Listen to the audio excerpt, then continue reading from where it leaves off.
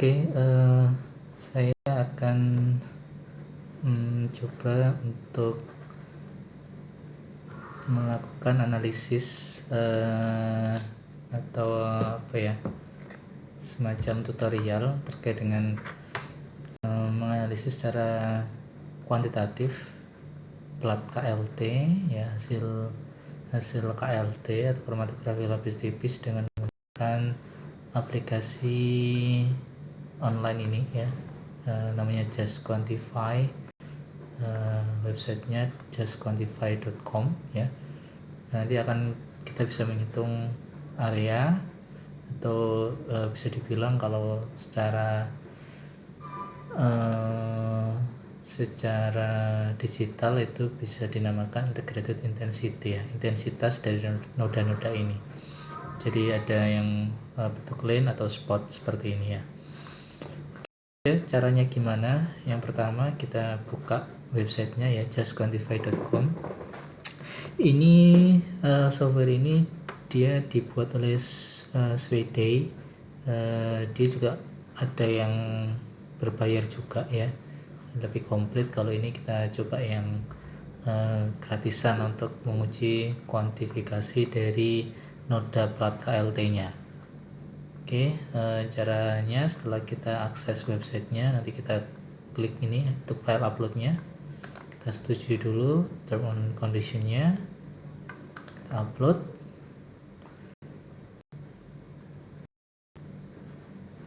Sebelum upload mungkin yang perlu diperhatikan, ini ada batas uploadannya ya, file maksimal 6 MB, dimensinya kurang lebih 3500 x 3500 pixel, supportnya 24 bit 32 bit JPEG. Nah ini kalau lebih dari itu nanti dia akan pixelnya akan diatur 1000 x 1000 pixel ya. Terus kita klik upload ya, situ kita cari hasil scan atau hasil foto dari plat KLT nya kita ya. Coba cari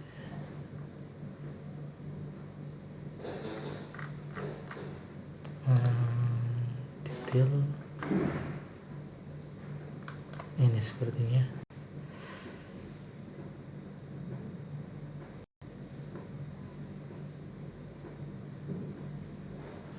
Oke, kita tunggu.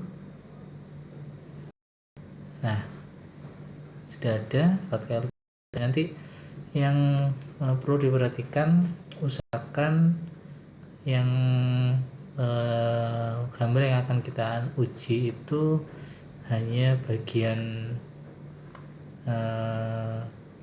yang tampaknya saja ya. Biasanya kalau kita foto kamera itu kan di samping-sampingnya ada, itu nanti bisa di crop dan dibuat tegak lurus gitu ya.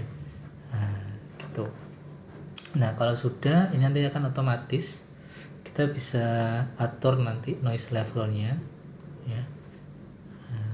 Artinya kalau noise levelnya diperkecil, nanti dia akan mendeteksi noda-noda ini akan semakin detail gitu ya. Kalau noise-nya kita naikkan, berarti dia nanti akan mendeteksi noda-noda yang tampak lebih besar gitu. Kita coba, kita pilih defaultnya dulu aja.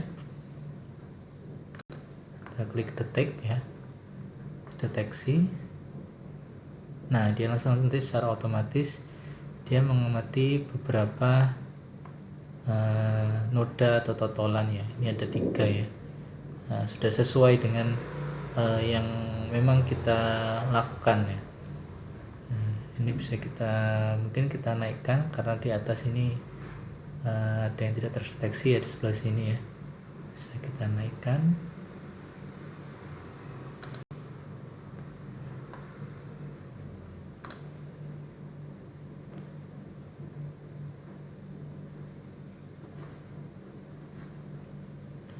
Ya, atau ini aja cukup ya.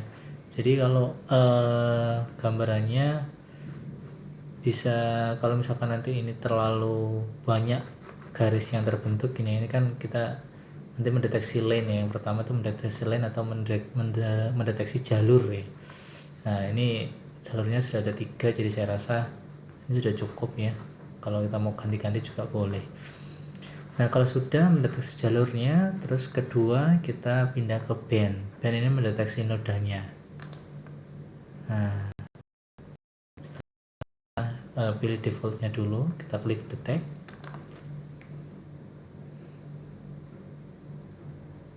Nah, dia nanti akan mendetek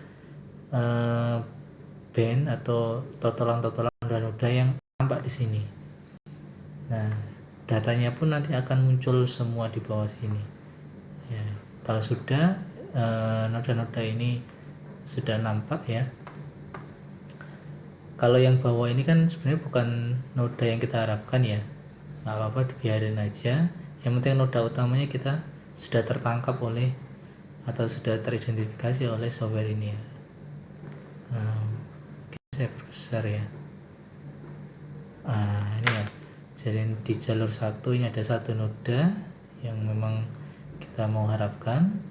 Jalur 2 ini ada satu yang kita harapkan. Jalur 3 ini juga ini ada 2. Oke, jadi saya lupa memberitahukan tadi. Jadi ini adalah plot KLT yang digunakan untuk analisis kandungan paracetamol kofein ya dan campurannya ya. Jadi yang jalur 1 ini standar paracetamol, jalur 2 ini standar kofein, dan jalur 3 ini campuran paracetamol kofein gitu. Nah, ini contoh, nanti kalian bisa coba pakai hasil plot KLT kalian yang lain ya. Oke, kalau sudah, ini sudah kedeteksi bandnya atau nodanya sudah terdeteksi, kita pindah ke editing. Nah, ini kita pilih select or deselect. Nah, klik aja salah satu di jalur 1 yang kita mau deselect, artinya kita nggak mau amati. Nah, dia nanti langsung terbaca DRF, the band RF. Kita klik juga yang nomor 2, kita deselect semua ya yang nggak kita inginkan.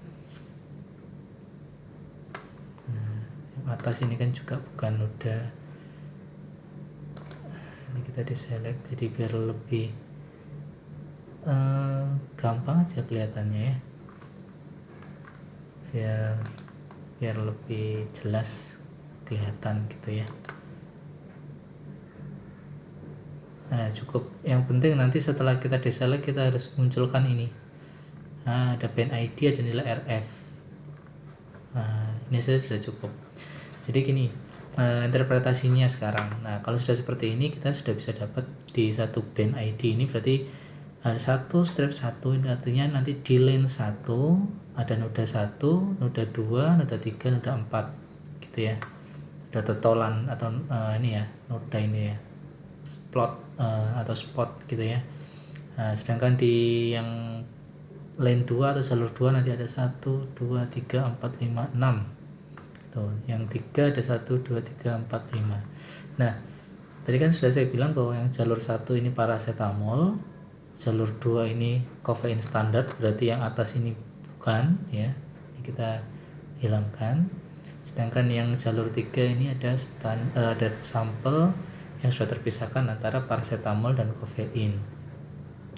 Kita cari tahu dulu sekarang. Nah, ini ada nilai RF-nya, ada area dan volume. RF itu ya retardation factor ya, dia menghitung dari sini, dari otomatis dari softwarenya. Lalu untuk area ini itu nanti yang akan menjadi bahan perhitungan ya. Untuk ini ibaratnya adalah respon dari kadarnya. Sedangkan volume ini adalah bisa dibilang adalah apa ya, dominasi dari noda yang tampak ya. Contohnya misalkan kita di band 1 di lane 1 ya, ada 4 noda, 1, 2, 3, 4. Dari 1, 2, 3, 4 ini yang paling dominan adalah 412,81 volumenya ya, berarti ini yang nanti akan kita cari. Kenapa kok ini? Karena tadi di lane 1 kita hanya mencari atau kita hanya punya satu standar ya, artinya nodanya yang dominan hanya satu, berarti kita cari yang paling dominan yang mana. Oh, yang ini. Kemudian nanti kita lihat nilai RF-nya. Oh, ternyata RF-nya pun 0,898 ya, memang dari sini. sedangkan yang 1.1 itu 0,96 itu yang di atas yang kita hapus tadi. Berarti untuk yang nilai noda pertama yang punya standar paracetamol itu yang mana? Yang ini, yang 1.2, sorry, yang 1.2 ini. Nah, 1.2 dengan nilai RF 0,898, areanya 5304 dan volumenya 412,81. Nah, kalau kita lihat secara kasat mata, berarti nanti kita cari nilai RF untuk sampel yang mengandung paracetamol, berarti yang punya nilai RF yang hampir mirip ya, yaitu di band atau di lane yang ketiga ya. Kita cari nanti. Jadi yang pertama data yang kita pakai hanya yang 1.2 ini. Kemudian yang jalur 2 sekarang. Ada noda 1, 2.1, 2.2 sampai 2.6. Kita cari yang paling dominan. Berarti mulai dari sini sampai sini. Ya. Dari sini yang paling dominan kita bisa lihat 249,89 ya. Ya, karena yang di lane 2 ini yang kita harapkan juga cuma satu, berarti yang paling dominan ini, berarti inilah nanti yang akan kita pakai, yang 2.3 ini. Nah, 2.3 ini.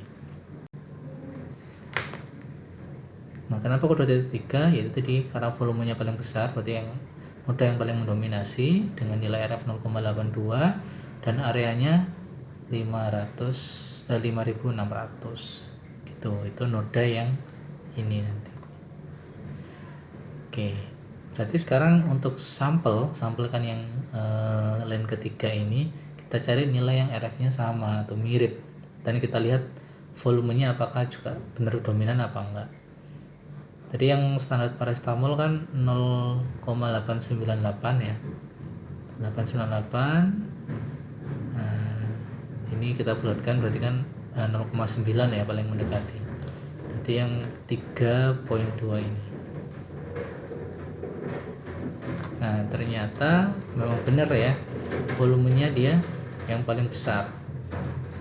Nah, volumenya 554,37, nilai RF-nya juga 0,9, jadi cocok dengan data noda yang ada di gambar gitu ya.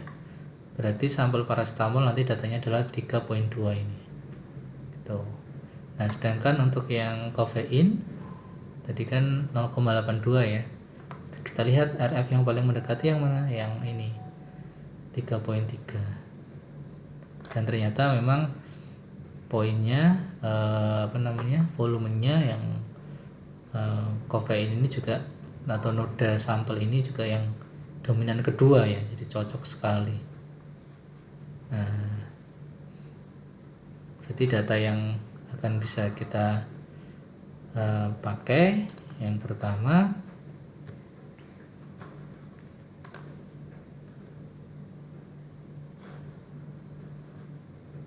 sorry sebentar ya, data yang kita pakai yang pertama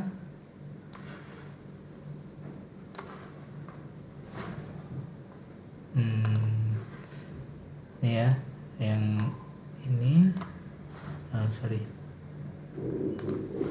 nah yang ini 1.2 ini adalah standar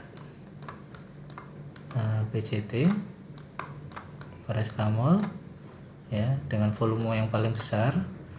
Kemudian sampelnya yang mana? Kita poin 3 tadi, yaitu yang ini 3.2. Ini adalah RF dari sampel PCT ya, yang paling dominan, volumenya 554,37. Sedangkan yang lacur kedua yang paling dominan tadi kan ini, yang 2.3 ini adalah standar kofein ya, dengan RF 0,82, sedangkan di sampel yaitu yang 3.3 ini sampel kofein gitu ya. Nah, data yang kita pakai ya tentu saja data RF ya. Kemudian untuk analisis kuantitatifnya itu kita pakai data area. Ini dan ini. Nah, nanti untuk menghitungnya gimana? Kita pakai bisa perbandingan respon ya. Jadi konsentrasi sampel sama dengan nanti area atau intensitasnya ya, intensity dari sampel per intensity atau area dari standar dikalikan konsentrasi standarnya. Konsentrasi standar kita dapatkan dari cara pembuatan atau preparasinya. Preparasi gitu ya. Oke, jadi itu cara kita untuk melakukan analisis secara kuantitatif ya, untuk menentukan kadar sampel menggunakan KLT yang kita dapatkan dari hasil pemotretan gambar digital ini dengan menggunakan software Just Quantify line analysis yang dipersembahkan oleh Swede ya. Oke, mungkin itu saja. Selain ini sebenarnya juga ada aplikasi yang lain ya, nanti lain waktu akan coba kita coba ya. Oke, kalau mau coba-coba sendiri silakan, nanti mungkin bisa saya kasih linknya untuk mencoba-coba gambar ini ya, atau mencoba aplikasi ini. Oke, terima kasih atas perhatiannya. Saya akhiri. Assalamualaikum warahmatullahi wabarakatuh.